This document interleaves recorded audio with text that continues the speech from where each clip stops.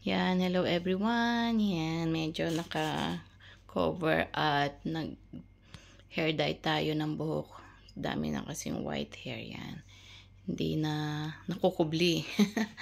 Talagang sabi nga nila tumatanda ng tumatanda. But that's a crown of glory. As long we are alive and kicking, as long na tayo buhay, at as long na we are obeying God, go on lang tayo sa ating Panginoon at nagpupursige tayo. Yan, 'di ba?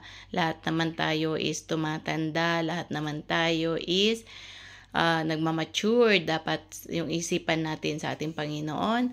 And of course, kailangan na maging malakas pa rin tayo kahit papaano, 'di ba? We need to take care ourselves.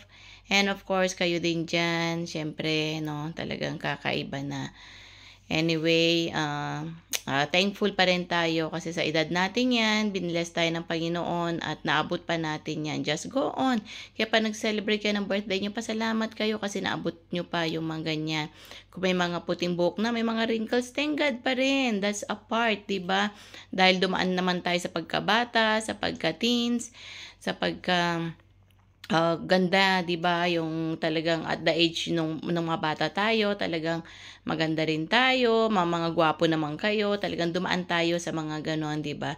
And of course, yan, medyo nagkaka-wrinkles na, nagkakaputing buhok na, until soon talagang iba na, 'di ba? Syempre mga lola na.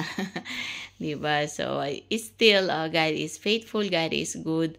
Ang Diyos ang hindi nagbabago kailanman. Kung tayo ay nagbabago, may tsura natin nagbabago, pero ang Panginoon, He is the same God today and yesterday. Talagang ang mapagmahal na Diyos siya. Talagang hindi siya nagbabago, no? Talagang nandyan pa rin siya. So, thankful tayo kasi talagang mahal tayo ng ating Panginoon. So, muli, shalom, shalom, and keep safe.